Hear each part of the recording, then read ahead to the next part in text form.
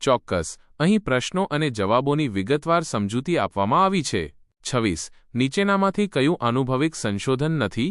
જવાબ બી. લાઇબ્રેરી સંશોધન. સમજૂતી. લાઇબ્રેરી સંશોધન એ આનુભવિક નથી, કારણ કે તેમાં સીધા અવલોકનો કે પ્રયોગોનો સમાવેશ થતો નથી. 27. નીચેનામાંથી કયા પ્રકારના સંશોધનમાં કોઝ એન્ડ ઇફેક્ટ રિલેશનશિપ જાણી શકાતી નથી? જવાબ સી. સહસંબંધાત્મક સંશોધન. સમજૂતી. સહસંબંધાત્મક સંશોધન ફક્ત બે પરિવર્ત્યો વચ્ચેનો સંબંધ દર્શાવે છે, કારણ અને અસર નહીં. 28. સહસંબંધાત્મક સંશોધનમાં કયા પ્રકારના સ્વતંત્ર પરિવર્ત્યનો ઉપયોગ કરવામાં આવે છે? જવાબ બી.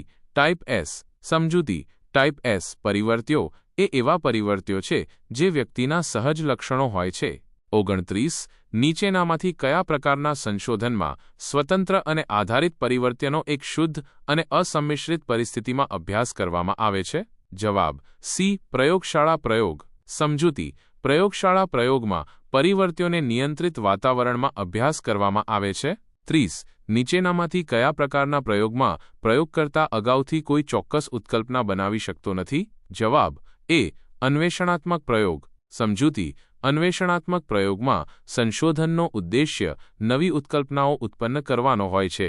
31. નીચે આપેલ પ્રયોગના પ્રકાર સાથે તેની લાક્ષણિકતાને જોડો. જવાબ એ.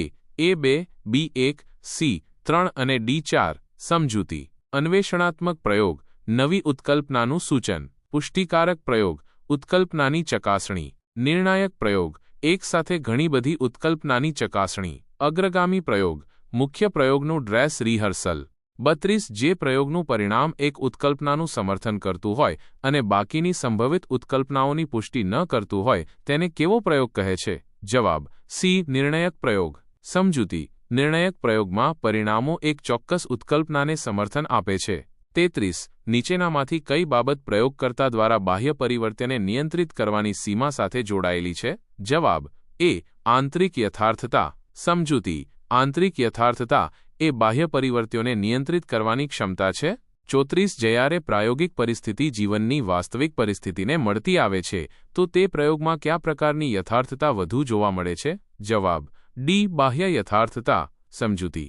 બાહ્ય યથાર્થતા એ પ્રયોગના પરિણામોને વાસ્તવિક પરિસ્થિતિમાં લાગુ કરવાની ક્ષમતા છે.